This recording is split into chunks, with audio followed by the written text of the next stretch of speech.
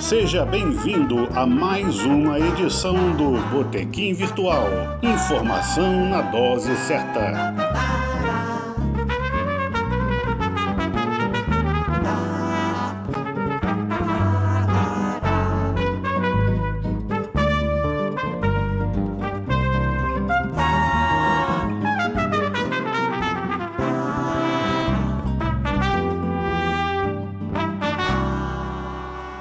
Olá, amigos do Botequim Virtual, amigas. Estamos de volta para mais um encontro. Dessa vez um encontro bastante interessante, né? Porque vamos ouvir o psicanalista e psicólogo Marcelo Bernstein. E ele tem uma especialização que interessa a muita gente, que é em sexualidade humana. E é também mestre em psicanálise, logicamente. Mas esse é um assunto que sempre desperta interesse, né? Afinal, da sexualidade vem muita coisa da nossa vida prática, né? Então, seja bem-vindo, Marcelo Bernstein. Obrigado, prazer estar aqui. E hoje nós estamos aqui com a Alana Gandra, com a Marina Nery, o Rodrigo Otávio, Hélio Silveira e euzinho aqui, Rogério Lessa. Lembrando que toda sexta-feira, 13 horas, a gente tem uma nova entrevista no nosso canal do YouTube, Botequim Virtual 2020. Ok? Quem vai fazer a primeira pergunta para o Marcelo? Alana. Olá, Marcelo, tudo bem? Tudo bom? Tudo. Eu queria saber uma dúvida que é de muita gente. Sexo na pandemia. Desde o início da pandemia, houve essa curiosidade de saber e essa segurança também. Então, como é que é o sexo na pandemia, o sexo seguro? Sexo na pandemia, na verdade, seguro não é o sexo, porque você tem que manter distanciamento social e máscara. Aí não rola, infelizmente. Mas, assim, sexo na pandemia, realmente as relações ficaram muito prejudicadas, né? Porque se você tiver o mínimo de responsabilidade com a sua saúde ou com os outros, você acaba tendo um probleminha de não se arriscar para não arriscar quem está em casa com você. Mas se é alguém que você já conhece, porque o pessoal que já é namorado, ou casados e tal, a coisa está acontecendo razoavelmente normal. A questão é que as relações estão muito complicadas. Eu tenho atendido diversos casais onde as relações do casamento estão bastante estressadas, porque nunca as pessoas conviveram tanto tempo debaixo do mesmo teto. E se pensar bem, no dia a dia, a gente convive muito pouco tempo com o outro dentro de casa. E nessa pandemia você está convivendo quase que 24 horas direto. E aí você tem estresses que surgem, coisas que o casal descobre um do outro que nem desconfiava. Aí tá meio complicado. Então, assim, tem vários casais procurando terapia de casal, vários casais com as relações em crise, e tem alguns casais que fortaleceram as suas relações, se tornaram mais próximos ainda, que também tem um lado positivo nessa história. Não tem só coisa ruim. O prefeito de Nova York, logo que houve a pandemia, ele lançou uma cartilha do sexo seguro e diz que você é o seu parceiro mais seguro, a própria pessoa. Isso tem a ver, não? Olha, na verdade, você vai ficar do sexo solitário nesse caso. Se você é o seu parceiro mais seguro, é você com você mesmo. O que tem acontecido de uma certa maneira, né? Porque se você for responsável, não partir para usar aplicativo de encontro, tipo Tinder e outros, você vai ficar em casa sozinho mesmo. Então, ou vai se relacionar via, como ele está fazendo aqui, via tela de computador, que seria Mas talvez a única forma segura. hoje em Um dia os jovens telesexo. também estão trocando exame, né, de Covid. Eles estão fazendo isso. Mas trocar exame de Covid não é seguro, né? Na verdade, sim, porque a gente sabe que o grau de incerteza dos exames existe. E fora isso, quer dizer, você não sabe se no dia seguinte ao exame de Covid, você teve contato com alguém que poderia estar assintomático, por exemplo. Na verdade, a única segurança mesmo é não haver a relação e manter o distanciamento social. Infelizmente, no caso de pandemia, assim, as relações normais ficam em suspenso, né? Doutor, Oi. voltando um pouquinho, antes da pandemia, a sociedade econômica, esse mundo de hoje, nós já estamos num individualismo, numa individualização. Muitos de nós, fora do local de trabalho, fora do encontro, nós sendo CNPJ, pessoas físicas, e o sexo é um encontro com o outro, o sexo depende do outro. Como Sim, vinha correto. sendo isso já nessa mudança de paradigma, de individualização, e como estão os impulsos sexuais, como vinha sendo essa dependência do outro, dependência no bom sentido para o sexo? A questão é a seguinte: a gente nunca viveu numa sociedade tão individualista quanto a gente está vivendo no século XXI. É a sociedade da exacerbação narcísica ao extremo, onde você vira um produto a ser consumido. Então, você tem que ter a barriga tanquinho, você tem que ser magro, você tem que ter isso, o cabelo é assado. As próteses de cirurgia plástica abundam, tanto em homens quanto em mulheres. E o encontro sexual, que realmente você tem toda a razão, o sexo é o encontro com o outro, sempre. Não dá para ser diferente disso. Mas a questão é que nessa sociedade narcísica, esse encontro com o outro acaba virando um encontro consigo mesmo, de cada um querer impressionar mais do que o outro para poder, na verdade, lidar com uma autoestima que vive prejudicada. Você tem muito caso de autoestima baixa. Nesse início de século XXI, volta e meia eu tenho atendido pacientes cuja autoestima está lá no pé. E você olha para a pessoa assim, mas como que ele tem autoestima baixa se o cara está todo dando figurino que a sociedade fala que é aceitável e tal? Na verdade, ele tem uma ferida, como a gente chama, narcísica, ou seja, uma sensação de vazio em alguns aspectos, que leva ele nessa busca incessante e cria um nível de angústia muito alto. Isso está acontecendo mesmo com o sexo. Muitas relações não conseguem engatar, ou seja, você está tentando muito sexo casual. Não é um encontro com o outro, é um encontro de duas pessoas que logo em seguida seguem seus caminhos individuais separados. Agora, engatar uma relação a partir daí, que é um momento de intimidade, de conexão, está extremamente difícil. Pois é. E como é que ficam as relações? Se fala que hoje estamos em crise do amor romântico, né?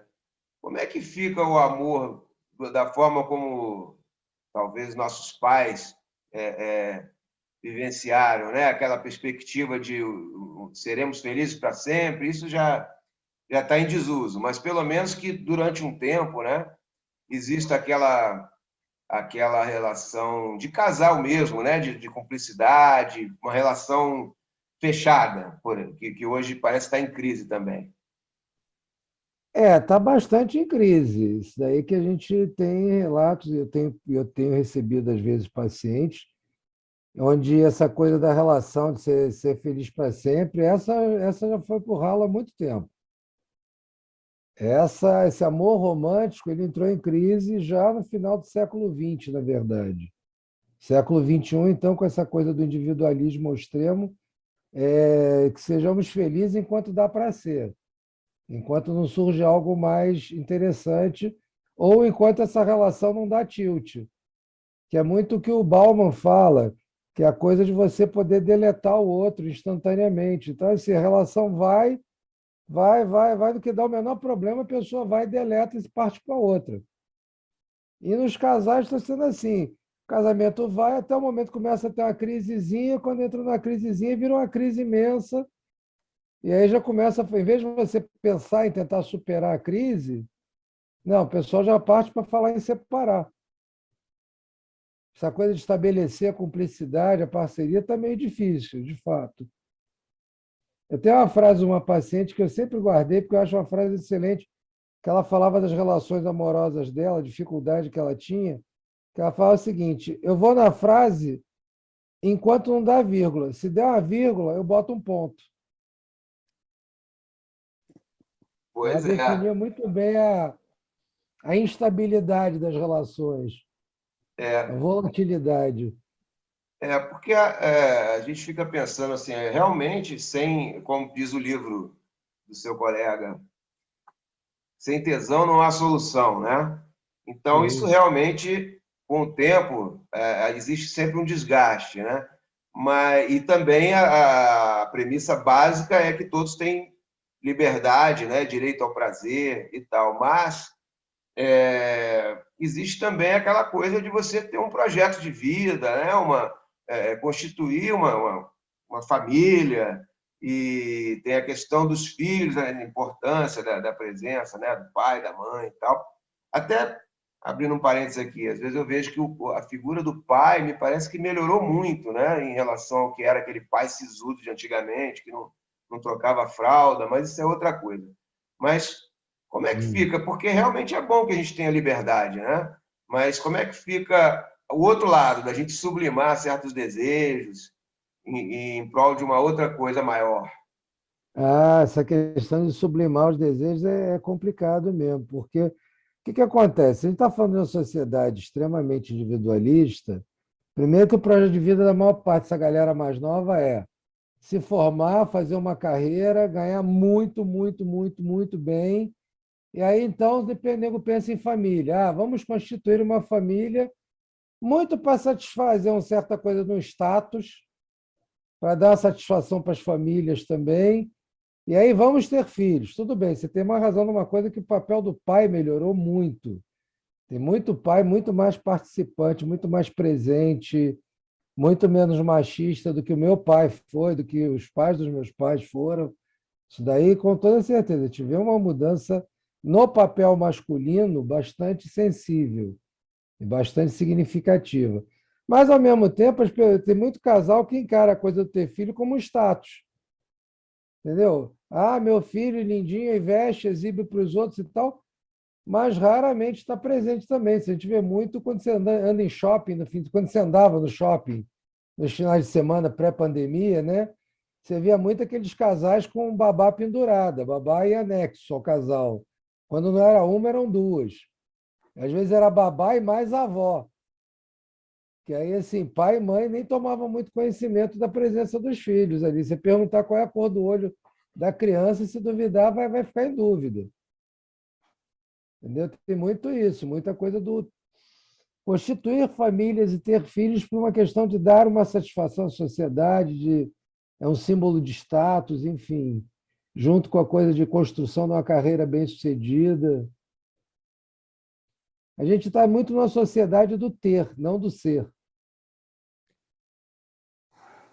Pois é, parece uma certa contradição, né? Porque todo aquele ideal de liberdade, de você. Na verdade, a liberdade de ser, né? Mas o ter está. Embora tenha havido mais liberdade, o ter está ganhando da liberdade, está ganhando do ser, né? Aquela coisa, a luta pela liberdade foi da minha geração, dos anos 70, né? Que a gente brigava para ser livre, pô, a gente era rebelde, a gente, enfim, enfrentou governo militar, para chegar hoje para a liberdade que as gerações seguintes tiveram, algumas exercitaram essa coisa do ser, mas a geração atual está exercitando a liberdade do ter. Não está muito preocupado em ser, mas muito mais em ter e aquilo que aparenta ser. O que você causa como percepção no outro.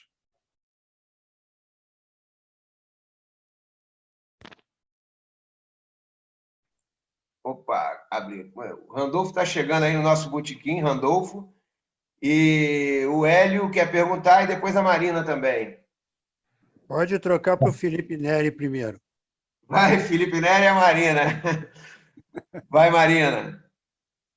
Então, estava dando uma olhada aqui no tipo de atendimento que o senhor faz. Eu vi aqui sobre violência doméstica e também para avaliar se a pessoa pode ter arma. E aí eu me lembrei, será que aumentou o número de atendimentos para quem quer ter uma arma e para quem... E a gente sabe que aumentou, né, a violência contra a mulher. Queria que o senhor falasse sobre isso. Olha, para ter arma, felizmente, eu não tive nenhum pedido recentemente, até porque, assim, eu acho que a atual situação de concessão de porte de arma, eu acho uma verdadeira loucura o que está se fazendo no país, entendeu? Você achar que armar a sociedade indiscriminadamente vai resolver alguma coisa, isso é o maior dos enganos que pode ser cometido só esse governo. Eu vou me poupar dos adjetivos porque são impublicáveis. Só esse governo que está aí que acha que isso daí é solução para alguma coisa, quando na verdade não é. Vai aumentar o volume da violência tremendamente. Agora, a violência doméstica, de vez em quando, tem acontecido sim, principalmente em terapia de casal, de chegar a casos de mulheres que são agredidas pelo marido. E aí você tem que tratar com muito cuidado, tem aumentado o volume da violência doméstica. Isso é um fato. Isso daí, infelizmente, na pandemia, a questão do confinamento dentro das residências também aumentou muito esse índice. E aí a gente tem tido que lidar muito com essa realidade. Não sei se eu respondi a sua pergunta. Sim. Também tem o caso da compulsão alimentar, né? Compulsão Aumentou alimentar também? é uma outra coisa que aumentou. Isso com certeza, porque vamos lá. Você está em casa, está sem ter o que fazer, está confinado, já viu tudo quanto é série que podia ver no Netflix, na TV e tal. Você começa a ficar angustiado, começa a ficar chateado, começa a ficar até com um certo nível de depressão. Sobra a questão de você ter alguma gratificação. A comida, indiscutivelmente, ela traz prazer para o ser humano. Principalmente se você estiver falando de coisas como chocolate, pipoca, essas coisas, dão imenso prazer. Então, o que sobra? Ele tem que se gratificar de alguma maneira. Já que a vida está atualmente muito chata, trancado dentro de casa, a verdade é essa, a vida fica muito difícil, o confinamento, a restrição de movimento, aí você acaba caindo naquilo que te dá alguma gratificação. Tem havido também alguns casos de aumento de alcoolismo também.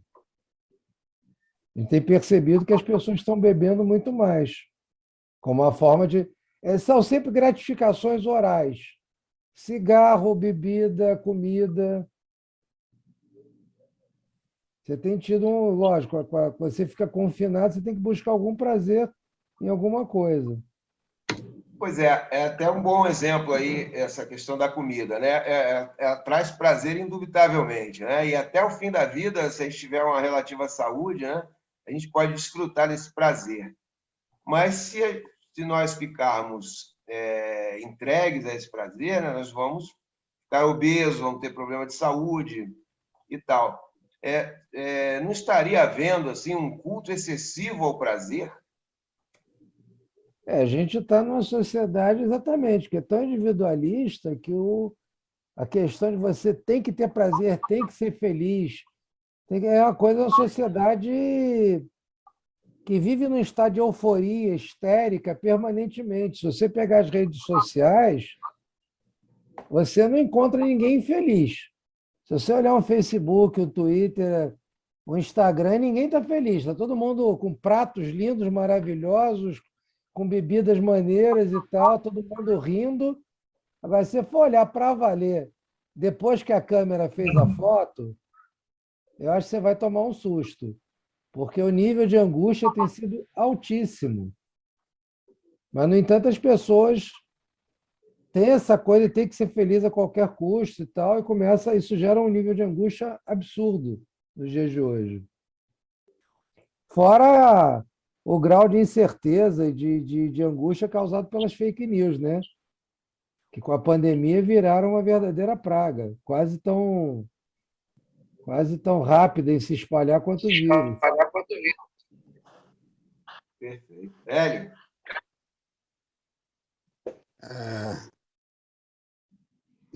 Boa tarde, doutor Marcelo. Boa tarde. O seguinte, eu queria fazer uma reflexão aí, já que eu estou diante de um especialista. Eu sou de uma geração que fiquei esperando a Era de Aquário até hoje, e não pintou nada. Entende? Sou frustrado que não pintou nada. Entra o século XXI e entra o individualismo, como o senhor, né, bem disse. Inclusive, o símbolo disso é a selfie. A selfie é o melhor exemplo disso. Né? Agora, Exatamente. aí me chega uma pandemia, que é um baita momento de reflexão. Né? Tudo foi alterado. O trabalho é remoto, o sexo ou gera conflito ou é remoto, não é isso? Então, tudo está sendo meio remoto.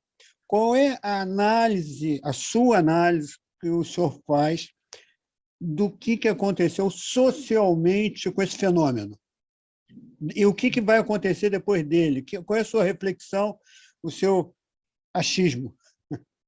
O achismo eu tento Porque é tomar um futuro, certo né? cuidado, porque o Futuro. achismo é sempre complicado. Mas é Mas, futuro, a assim, gente tem que achar mesmo.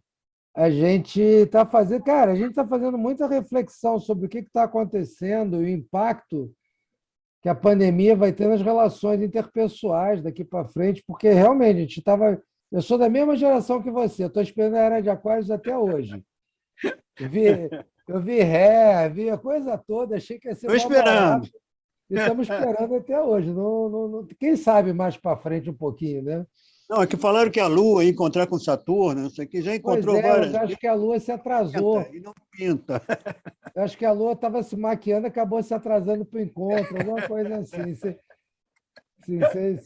sem nenhuma referência machista, só para fazer um xiste mesmo.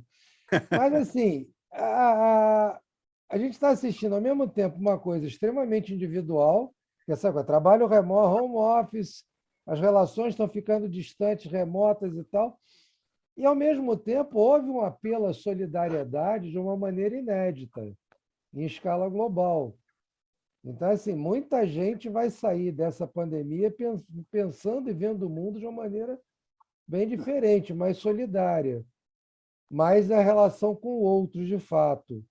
E não enxergando esse outro como inimigo, mas esse outro no sentido da alteridade mesmo, de que você precisa ter uma relação concreta, até para poder se definir a partir daquilo que o outro te traz também. Então, o que eu acho que vai sair dessa pandemia é até, inclusive, o objeto do que eu estou fazendo como projeto de doutorado, que é exatamente pensar o que está acontecendo com a sociedade, como é que está sendo o impacto das fake news, o que isso está alterando o trabalho da gente como psicanalista. Então, assim, eu acho que a gente está saindo com uma sociedade que vai se reconhecer mais angustiada, como ela sempre foi, só que dessa vez ela está se reconhecendo.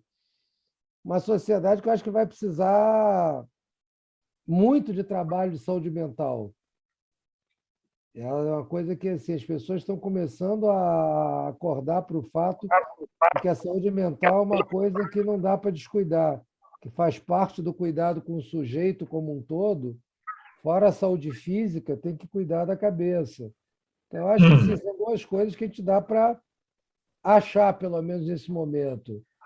Eu acho que as pessoas estão se tocando de que, se elas não se comunicam, o isolamento é muito cruel.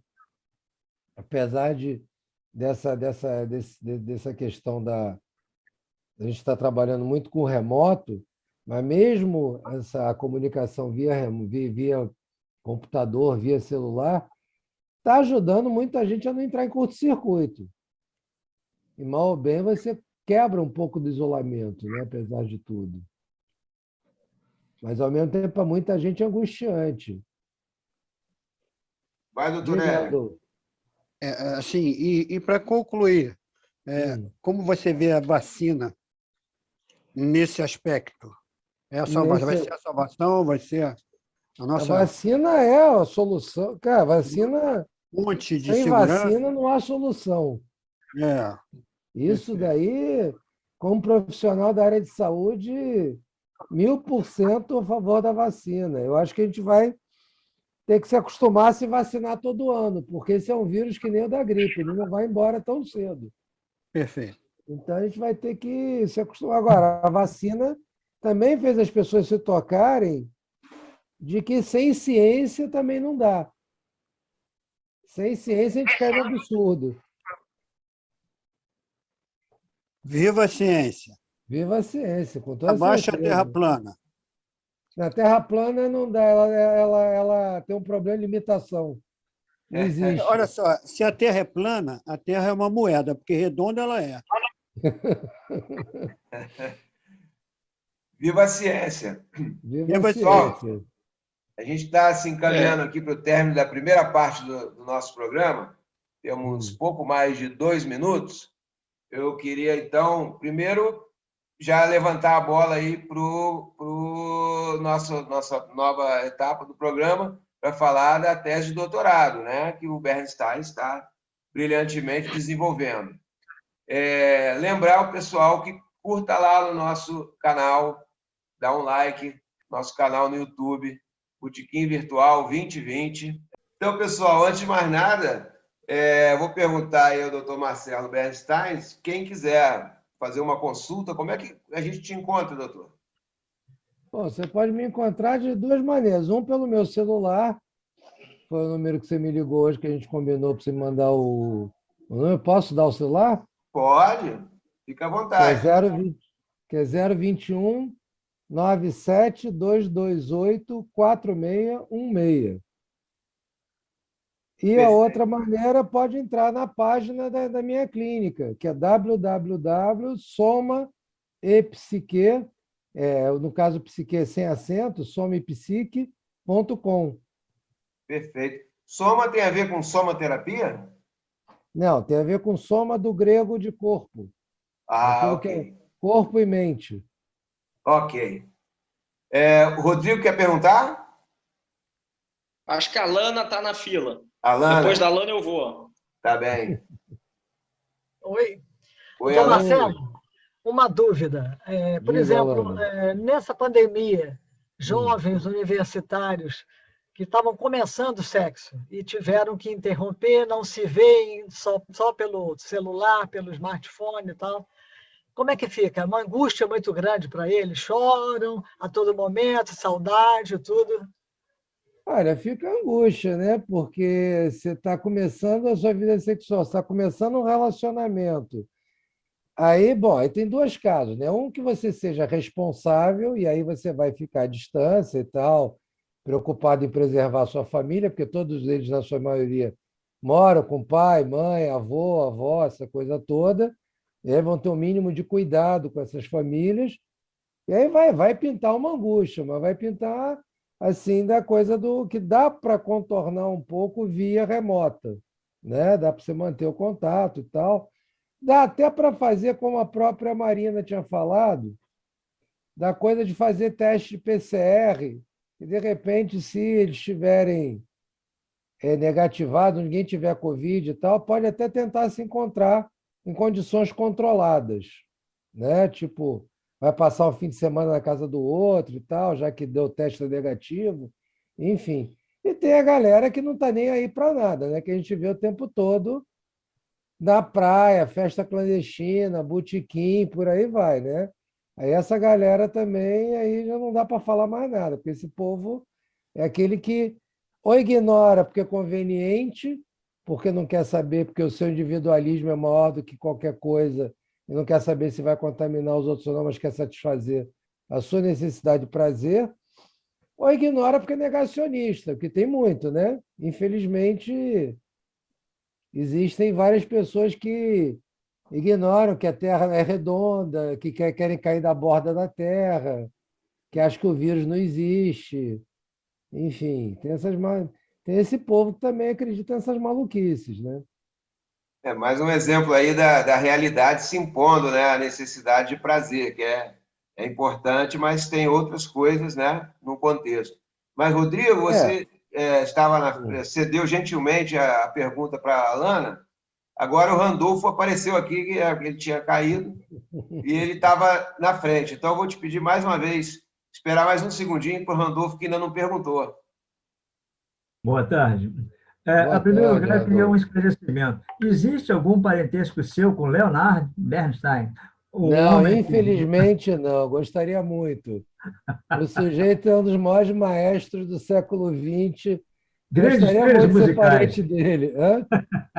Bom, vamos lá. Alguma coisa já foi falada aí, violência doméstica, mas a Uhum. atual situação levou a uma coisa mais grave, que é a violência social também. Porque hoje em dia as pessoas se olham na rua como inimigo em potencial. Não existe mais solidariedade, não existe mais atenção, não existe um cumprimento, tudo isso está indo para o brejo. Agora, uma coisa eu me lembro, que lá nos anos 60, teve aqui no Rio um congresso sobre psicanálise, e veio um grupo de Cuba. E, para espanto de todo mundo, porque na época a saúde mental era saúde pública, a Cuba colocava isso como saúde pública. Não está na hora da gente fazer uma revisão profunda com relação a essa questão? Já passou da hora, na verdade, há muito tempo. Porque o problema da saúde mental dentro da saúde pública é extremamente sério. Apesar da gente ter tido vários avanços, como movimento antimanicomial, e você conseguir ter uma visão do tratamento de saúde mental mais humana, mais acolhedora, a verdade é que a gente não tem nem um décimo da verba necessária para poder cuidar da população como ela merece. Falta, né? A gente vê fechando o hospital, a gente vê que falta profissional de saúde mental dentro dos hospitais que estão funcionando, que a galera que trabalha nos hospitais é uma galera que vive sobrecarregada, porque tem muito pouca gente para muita coisa. E eu sei porque eu trabalhei um ano dentro do Hospital da Lagoa, e, cara, a equipe é pequena para dar conta de tanta gente, para dar conta de tanta demanda. Precisaria de muito mais. Como nos outros hospitais da própria rede federal aqui do Rio. A saúde mental é tratada como hospício, né? Na verdade, essa visão do hospício a gente conseguiu melhorar bastante, mas a saúde mental é tratada como uma coisa que tem que ter número, tem que ser uma coisa de massa, tem que ser rápido. Não dá para ser rápido, porque cada um de nós traz um sofrimento diferente, cada um de nós é um sujeito com uma história completamente única. Então, não dá para você tratar o pessoal que nem gado, né? Apesar do nosso governo achar que imunidade de rebanho e coisas com rebanhos, não dá para tratar as pessoas como gado. E de saúde mental, então, nem pensar. Se o homem imagina que, através do polegar ou da impressão digital, ele diferencia as pessoas, imagina se ele for olhar pelo cérebro de cada um, né? Pois é, cada um de nós tem uma história única, cada um de nós é um ser absolutamente único. Esse é que é o grande barato da condição humana. Ao mesmo tempo, também é o grande paradigma de sofrimento. E cada um de nós tem um sofrimento diferente, traz as suas próprias questões. Então, isso tem que ser tratado com carinho, caso a caso. Não dá para fazer atendimento de massa, porque não funciona assim. E pior, nem isso a população está conseguindo direito nesses últimos tempos. Eu digo isso por experiência, que eu tive a oportunidade de fazer uma matéria, uma reportagem no antigo Hospital Pedro II, lá no Engenho de Dentro, né? Que era um negócio muito complicado, isso nos anos 60. Né? Teve uma fase que deu uma melhoradinha e depois piorou de novo, né? Coincidentemente, nos últimos 2 anos, a coisa deteriorou numa velocidade assim absurda. Doutor Marcelo, se eu Diga. puder explicar aos nossos ouvintes, por que a psicanálise é tão ligada ao sexo e por que o sexo é tão ligado à culpa e à religião? Vamos lá, na questão da psicanálise ser ligada ao sexo. O que Freud descobriu há um pouco mais de 100 anos atrás é que a pulsão sexual, ou seja, que é uma pulsão de vida, não é quando a gente fala da questão do sexo na psicanálise, a gente está falando de uma pulsão de vida, daquilo que impulsiona o sujeito a estar de pé todo dia, a querer fazer coisa, a correr atrás das coisas que ele quer fazer, porque a pulsão sexual não é o sexo genital, não é o ato sexual. É porque Freud, há mais de 100 anos atrás, começou a detectar que, na questão sexual do comportamento humano, você encontrava a base de diversas neuroses que a gente conhece, inclusive na questão de tabus, de questão de transgressões que eram cometidas e que a gente pode ser exposto a abusos, que você tinha muito casos de abusos de menores no século XIX, final do século XIX, início do século XX, e que ninguém falava disso. O que o Freud fez foi abrir a caixa de Pandora. E, ao abrir a caixa de Pandora, ele determinou que a questão do sexo não era meramente o ato, é uma pulsão de vida. Agora, a religião sempre usou o sexo como instrumento de controle. Essa questão da noção da culpa, que eu vou falar dessa culpa católico-judaica, é uma questão que é usada para controlar as grandes multidões, né? Porque se você torna o sexo um tabu, você torna o sexo algo que o sujeito pode ir para o inferno, se sair do script, ou se alguma... você começa a controlar as grandes massas. Você usa o sexo como instrumento de controle. E a culpa é o maior desses instrumentos de controle. Pegando carona aí nessa resposta, existe relação entre homossexualismo e angústia ou essa é uma visão preconceituosa? Essa é uma visão preconceituosa. Porque você tem gays que não têm problema de angústia nenhuma. Pode ter até outras questões, mas a questão da angústia não é uma questão, até porque a homossexualidade ela é uma expressão do sujeito. A sexualidade, melhor dizendo, não só essa, qualquer expressão de sexualidade, qualquer construção de sexualidade é uma expressão de vida de cada um de nós. E é construída dentro das possibilidades que cada um de nós tem dentro da nossa história pessoal. Então, as escolhas são feitas dentro de uma questão de uma expressão de vida. Entendeu? A questão da angústia acontece quando você não pode expressar a sua construção como você gostaria.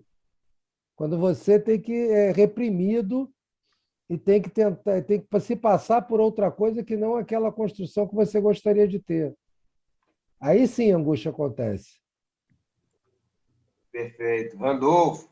Nessa mesma linha, eu acho que tem uma diferença bem grande entre sexualidade e sensualidade. E, inclusive, essa questão do isolamento está levando a uma questão também muito estranha com relação à visão sexual das pessoas. A individualidade leva as pessoas a imaginações completamente diferentes do que a realidade mostra. Como é que vocês estão tratando nessa linha de entender melhor como é que uma pessoa pode ter um prazer a 1.000 quilômetros de distância, 10.000 quilômetros de distância, sem ter a visão, sem ter tato, sem ter a presença física? É isso que eu digo, a diferença entre sensualidade e sexualidade. A sexualidade é uma construção de uma expressão de vida, de uma maneira de estar no mundo, de perceber o mundo. A sensualidade, que tem muito mais a ver com esse exercício do ato em si, é lógico, assim, você não ter o outro para estar presente, para tocar, para trocar e tal, é complicado, de fato. Mas se fosse uma coisa tão tão impossível, o que a gente veria seria a indústria da pornografia indo à falência.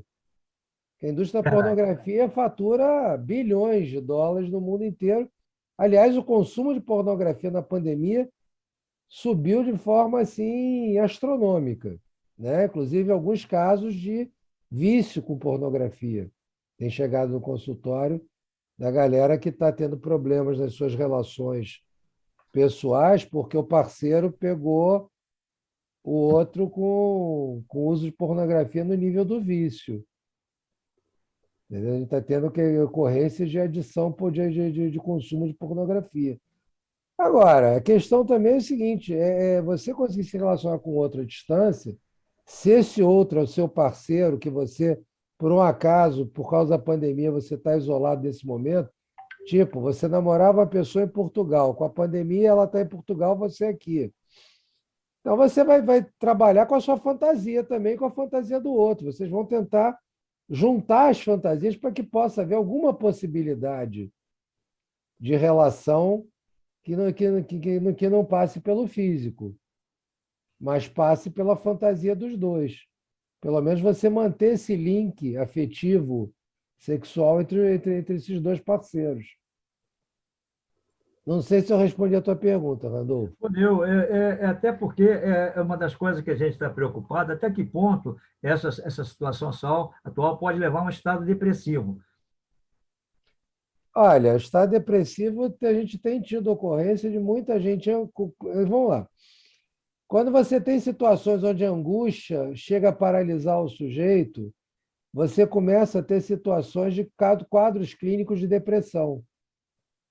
E aí a gente está assistindo muita gente chegando na clínica da gente, ou no online, ou presencialmente, com queixas de sintomas depressivos e de angústia profunda.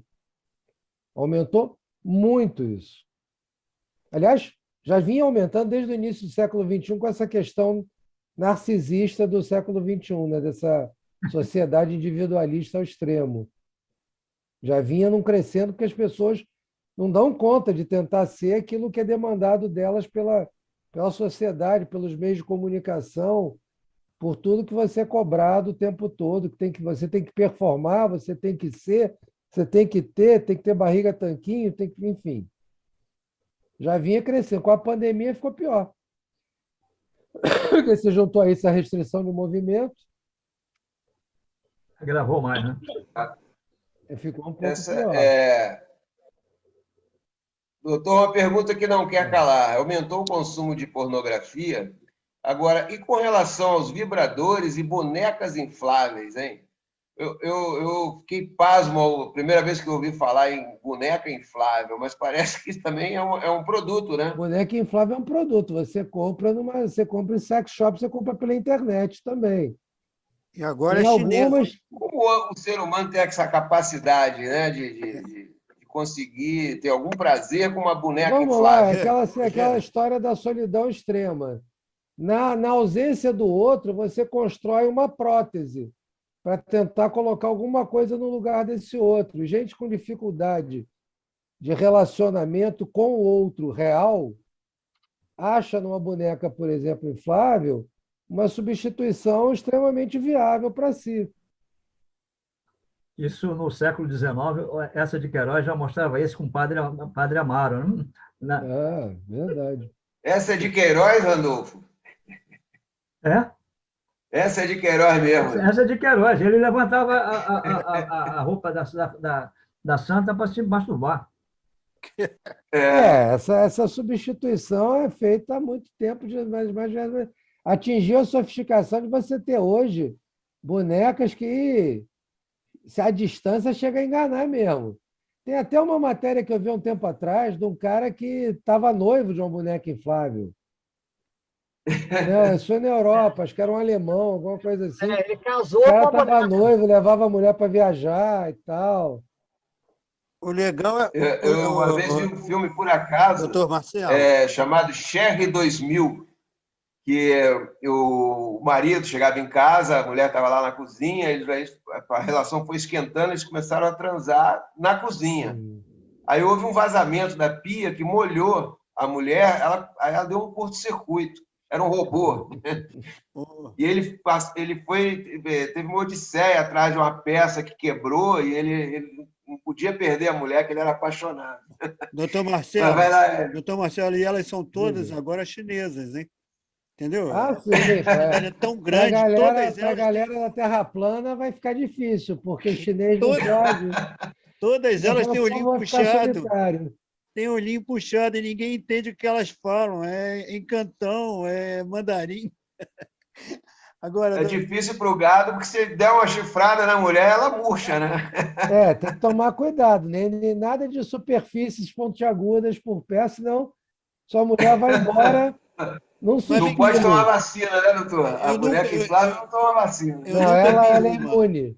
Eu nunca vi uma. Eu sou carnívoro, eu gosto de carne. Mas se apertar ela, faz aquele barulhinho de bonequinho de criança? Olha, não sei. Olha, eu vou ficar te devendo essa resposta, porque eu não sei. Eu sou antigo, eu também gosto de gente, entendeu? Mas nenhum paciente seu levou a noiva para apresentar? Não. Até agora eu não tive nenhum paciente que tenha uma boneca inflável como parte da sua vida amorosa. Agora, olha só, a pergunta que eu queria falar, quando você falou na era judaico-cristã. Aí eu digo, sempre a era judaico-cristã é cheia de repressão, né? E eu e o Rogério, mais um colega, estamos tentando levantar a tese da era da redenção. Uma ideia mais ou menos da época que não aconteceu a Era de Aquário. Mas a pergunta rápida que eu queria falar, isso é um achismo meu que eu queria até botar em análise. É o seguinte, dentro dessa questão da repressão, liberar a prostituição e liberar as drogas, olha só, pesado que eu vou falar para vocês, né? Se eu liberar essas duas coisas, isso é uma questão só de moral habitual, porque no Japão tem as geishas, né? Que não pode se dizer que é prostituição, é um instituto social. Não, as geishas são uma categoria à parte da sociedade, então, eu até cultivadas, brinco, respeitadas. Então, até brinco que poderia ter os geishos aqui também, hoje em dia, né? Aí você acaba com esse problema. Os japoneses não são muito fãs dessa teoria, não, mas para o resto do mundo ocidental poderia. Perfeito. E as drogas? Pô, todo mundo tem direito a pensar que a Terra é plana e também tomar o que quiser. Hidroxina, cloroquina, cocaína, todos esses inas, estricnina, no limite pode tomar estricnina mata. Então, mas o resto também, né? Mas o que eu digo é o seguinte... O resto demora mais um pouco, estricnina é instantâneo. E a hidroxina, dá prazer? Bom, mas o seguinte, tirando essa dúvida, o que eu queria dizer é o seguinte, tem todo um instrumento hoje, um aparato legal, que acaba exatamente provocando a reação contrária ao que eles pretendem. Por exemplo, a droga, né? Você tem todo o instrumento policial, jurídico, tudo isso em volta, né? E alimentando corrupção. Agora, se a pessoa tem direito a achar que a Terra é plana, por que o cara não pode se suicidar a curto ou longo prazo com droga? Entende? Não seria uma liberação de mais uma libertação de mais um instinto que a judaico-cristã criou? Na verdade, porque o que você falou é uma questão de moral social, de fato, é questão de sociedades que têm princípios religiosos profundamente arraigados. Porque, se você pensar bem, a Holanda, que é um país predominantemente protestante, é um país onde você tem o uso de drogas é legalizado e é normatizado, a prostituição é uma categoria de trabalho como qualquer outra. Aliás, as prostitutas estavam reclamando durante a pandemia do negócio da vacinação, que o governo não estava dando devida atenção e tal, fizeram passeata, foi um negócio fantástico, né? Mas você pensar nisso em qualquer outro país do mundo, você não vai ver isso. Então, assim, você tem um país onde a violência é baixíssima, as pessoas são extremamente simpáticas e educadas, eu falo isso até porque eu conheço Amsterdã, então as pessoas são extremamente acolhedoras, hospitaleiras, educadas, e, no entanto, você tem uma sociedade que não tem o menor problema com a questão da droga e da prostituição. Tudo isso é uma questão de repressão, de controle. Se você mantém uma coisa na marginalidade, alguém lucra. Se você mantém uma coisa na marginalidade, alguém controla essa marginalidade, que determina por que ela é marginal ou não. Então, a gente tem, na verdade, uma questão de controle para se discutir, não é só uma questão de moral. Quem é que ganha com isso? Perfeito. Essa é a pergunta que deveria ser sempre feita, né? Bom, amigos, nós estamos encaminhando para o final do nosso programa, mas o Randolfo tem uma pergunta ainda. Eu também. Eu também. E Marina também. Eu também. Ih, que beleza. Gente, vamos lá. Vamos lá. Vai, Marina. A minha é bem simples. A revolução agora da pandemia foi o novo atendimento do psicólogo virtual, né? Quer dizer, já existia antes, é claro, mas agora ficou mais ostensivo. Então, eu queria saber, o computador agora é o novo divã? É exatamente uma das coisas que eu estou discutindo no meu projeto de doutorado, porque com a pandemia, aquilo que já era feito eventualmente por alguns profissionais de saúde mental, tanto psicanalistas quanto psicólogos, se tornou imperativo, que numa determinada fase da pandemia, como no ano passado, onde a gente teve restrições muito mais pesadas, o que sobrou mesmo foi o atendimento online. E aí ficou aquela discussão, atender, não atender, bota e suspende as terapias até voltar para o presencial, mas aí chega-se à conclusão que não dá para suspender. Você tem que encarar o fato de que você vai ter que manter essa relação terapêutica, mesmo que seja através da tela do computador, porque, na verdade, assim, o divã físico ou o divã virtual é o que menos importa. Importa a relação entre terapeuta e paciente. É de você conseguir manter essa relação, de você estabelecer esse vínculo. Então, agora o grande avanço foi o Conselho Federal de Psicologia finalmente regulamentou legal o atendimento online, ficou uma coisa organizada, bacana. O pessoal tem que cadastrar na página do Conselho para poder estar autorizado a fazer e tal. E dentro da psicanálise, a gente já vinha discutindo essa questão há algum tempo, dos atendimentos remotos, como é que é isso, como é que fica o chamado enquadre psicanalítico. E a gente está vendo que, apesar de uma certa resistência de alguns psicanalistas mais tradicionais, mais ortodoxos, eu diria, a gente está se deparando com a necessidade que tem que dar conta de atender a angústia dos nossos pacientes. Então, mesmo com as restrições, eu diria que é mais uma opção de divã no século XXI. Não é um não substitui o outro, mas é mais uma opção. Por exemplo, eu tenho uma paciente que eu estou atendendo que mora na Europa, que eu não conseguiria estar atendendo e dar conta de acolher a angústia dela se não fosse o atendimento remoto.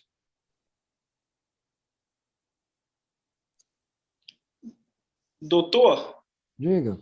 e o erotismo? O que é o erotismo? Como é que é isso no indivíduo e na Como assim? sociedade? O erótico, o erotismo é quando se é a lente do sexo, digamos, mais ainda não realizada.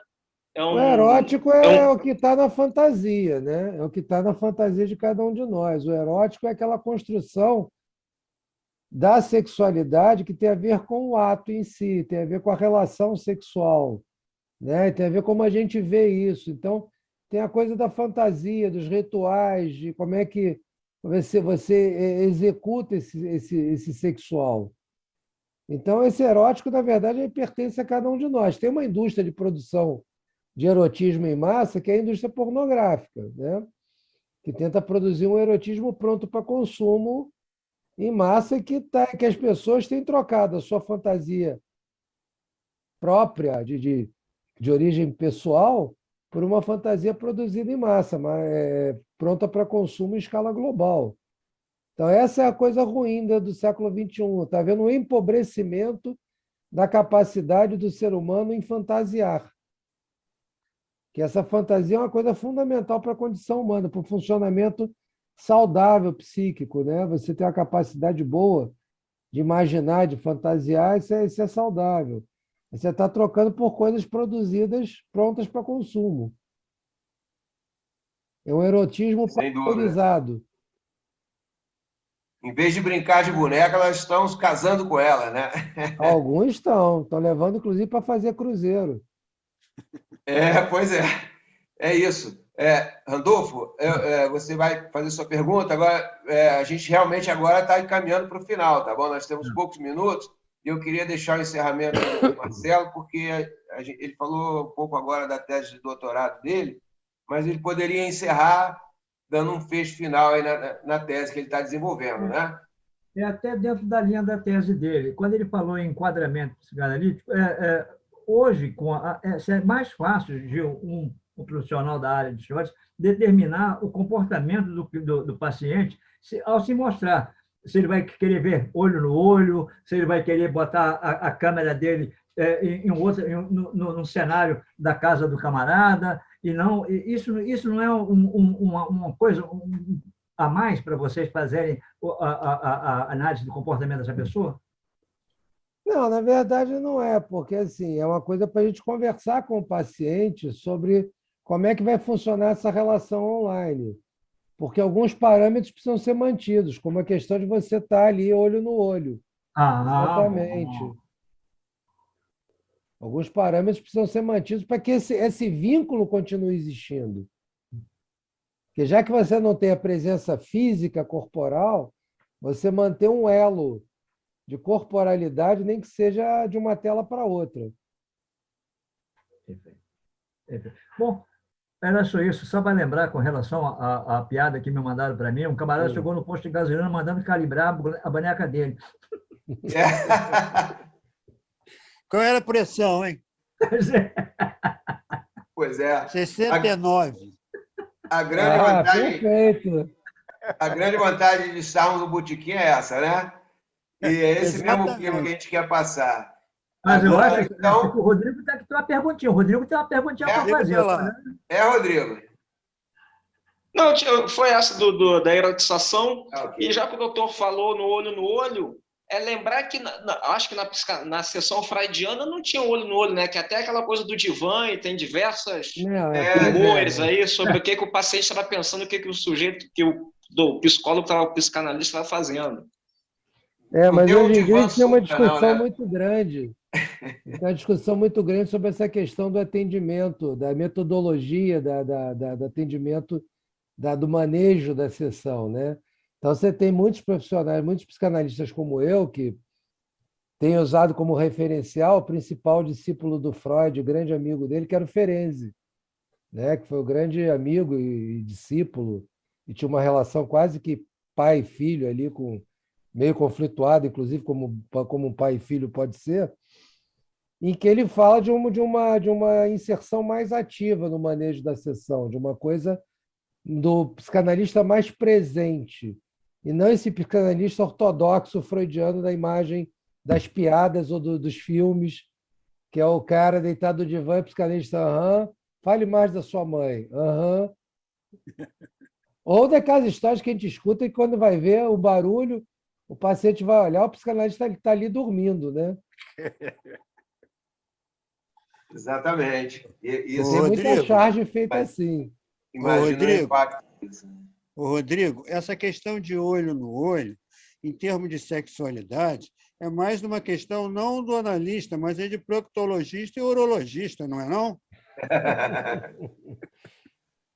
Bom, que não seja olho por olho, né? Não, por favor, não. Olho por olho, dente por dente, está em desuso. Mas então, meus amigos, vamos então encerrando. Lembrando aí os ouvintes, toda sexta-feira, 13 horas, temos entrevista nova. É só curtir lá o nosso canal. Clica no sininho, Botequim Virtual 2020, que vocês já vão receber o aviso de um novo programa, tá bom? E esse aí já vai ser bem quente, como vocês viram, um assunto que é interminável. Infelizmente, nós temos a limitação, como em tudo, né? Falamos muito aqui dessas limitações, como a gente lida com elas. Então, eu deixo as palavras finais aqui para o doutor Marcelo, se ele gostaria de acrescentar alguma coisa, até mesmo sobre a tese que ele está desenvolvendo. E agradecendo ao Rodrigo, à Alana, ao Hélio, à Marina, Randolfo e a audiência aí dos nossos ouvintes, ok? Doutor Marcelo, as palavras finais são suas. Rogério, eu queria agradecer a oportunidade. Realmente, esse é um assunto interminável. Se deixasse como um bom botequim e a gente tendo uma boa quantidade de chopp à disposição, a gente levaria dias aqui conversando sobre isso. E a questão da tese, que eu estou começando a desenvolver o projeto da tese, nem a tese ainda, mas é o projeto, é de como as fake news impactaram no crescimento da angústia durante a pandemia. E como isso está mexendo também com a relação psicanalítica, ou seja, do atendimento aos pacientes. Tudo que a pandemia vem provocando e mais o impacto das fake news, que viraram uma verdadeira praga, né? Começou em 2016 com a eleição do Trump e agora usado pelo gabinete do ódio, pelo pessoal da Terra plana aí, como forma de agredir todo mundo que não concorda com eles. Mas, enfim, o principal dessa história é se sentir angústia, se sentir tristeza, não faz mal nenhum procurar um especialista, porque precisa cuidar da saúde mental tanto quanto a do corpo. É isso. Eu só tenho a agradecer a vocês pela oportunidade. Maravilha. Das mais variadas maneiras possíveis, podemos chegar a um socorro, em última análise, né? Parece que o Randolfo quer falar uma última... Está sem microfone, Randolfo. acrescentar no rol dele, que ele falou ainda há pouco, solidão, tristeza, isso tudo faz parte de um quadro que a gente está vendo aí de uma maneira bem, bem notória. Exatamente. E com os botequins fechados, né? Não pode aglomerar, então não temos muita saída, a não ser esse caminho aí, que ainda bem que temos, né? Ainda bem Ainda que bem temos. que temos um botequim virtual. Isso aí. Esta foi mais uma edição do Botequim Virtual. Informação na dose certa. Até a próxima.